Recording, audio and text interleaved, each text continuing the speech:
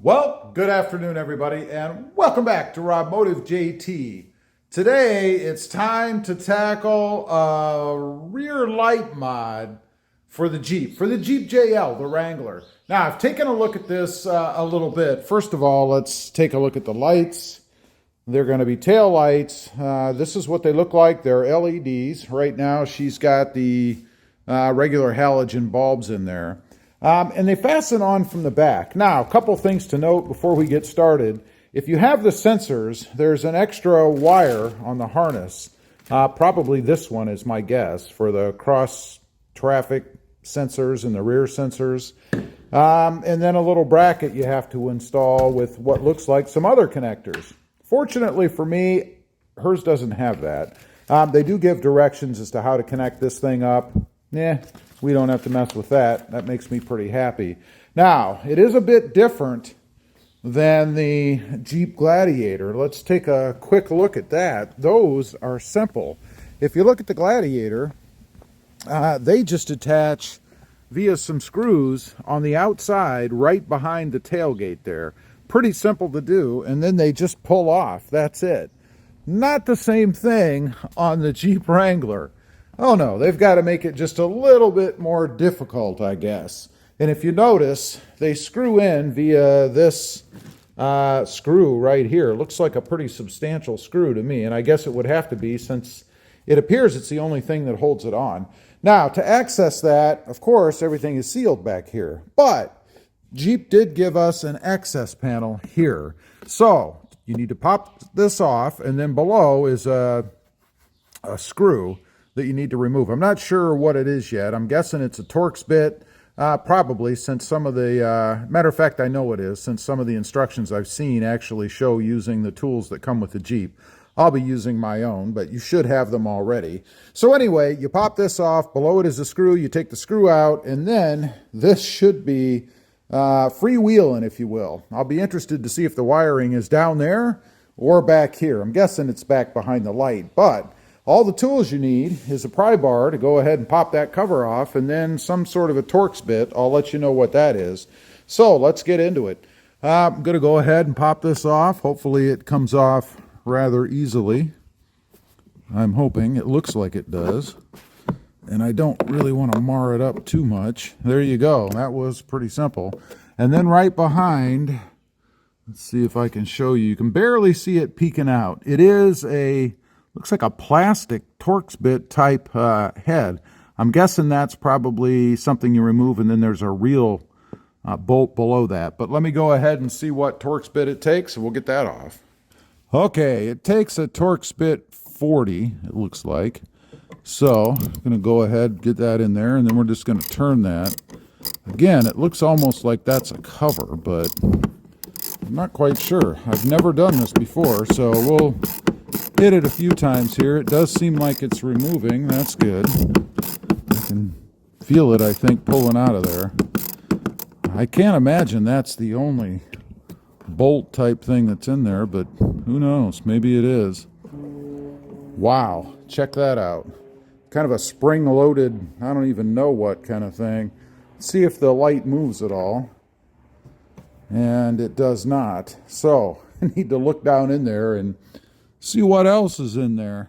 Okay, there was nothing else in there. I did put a little pressure on this thing and pulled on it, and it does indeed just pop out. So that nylon bolt, whatever you want to call that fastener thing there, is what holds it in. So if you pull it like so, you can see there is the connector, and that's what we want. And I guess when I pulled it out, I pulled that little holder out too.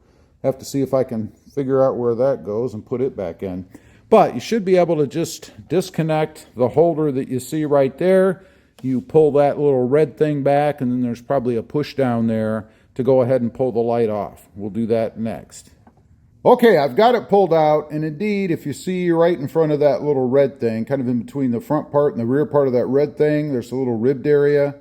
That's what you push down on, and then the truck wiring or Jeep wiring just pulls right out.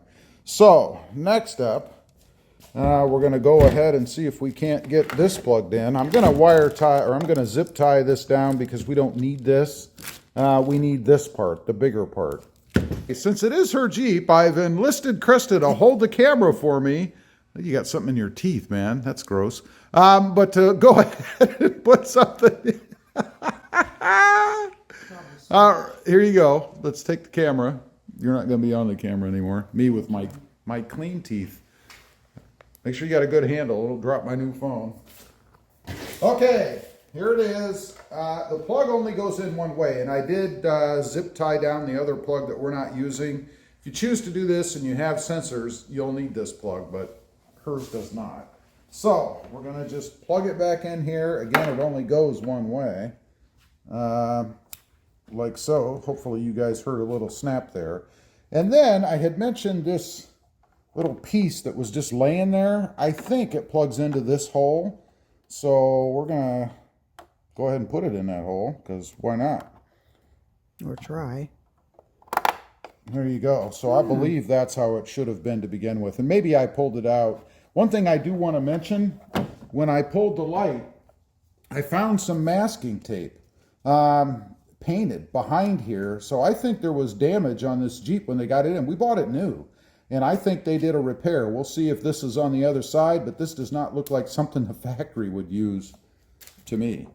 Now, all we should have to do, in theory, is plug these two little tabs here and down here, and then there's a little push thing that'll grab behind here, back into the holes, and trying to keep the wiring out of the way, like that. So now I'm just going to give it a oomph. We're going to hopefully hear a good thing and not a bad thing. Here we go. That's it. Now, the rest of it is simply putting this screw thing, whatever you want to call this, back in up top. But before we do that, I'm going to go ahead and test this and make sure that it actually works. There you go. Here's what it looks like lit up. Now, we'll hit the brake light. Anything happen? Yep. Now, I'll turn the four ways on. Nice. And lastly, we're going to go ahead and turn the lights on. Are the lights on? Nice. Yep. So, there you go. That Nice. fell right out of there. Nice. That's okay. That's what the wiring's for, right? To hold it in. Put that puppy in. I guess that's why we have a screw, right? Next up, I'm going to go ahead and put the screw in, and that should pull everything in together. All right, we've got the other side out. Comes out the exact same way.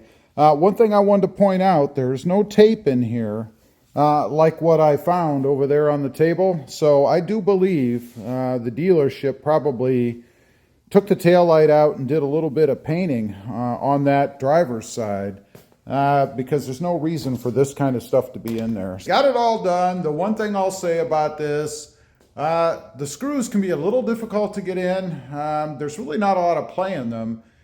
You push them in and then they go in a little further. So it's a little deceiving. You put them in, you think you're there, you're not there. They have to push in a little bit further. So let's take a quick look. I'll show you guys just a flash with the key fob, a lock and an unlock. Pretty cool. I like them. I think they're pretty neat. At the end, I'll run through the different things, the four ways, the turn signals, the lights, the stop or brake light, all that. Let you guys see what it looks like. Anyway, very simple mod. This is not complicated at all. I love them. They're Winjet. I'll put a link down below if you want to check them out. I think they're pretty cool. Good way, easy way to add LEDs to the back of a Jeep Wrangler. If you don't happen to have them, which of course she did not. Leave a comment. Let me know what you think. I'd be curious to know. Also, real quick, I do have 2 additional channels. Mod Driven, all about the Mercedes-Benz. Lots of mods and things going on with that car. And Rob Motive, all about the Toyota Tacoma. Hundreds of mods over there.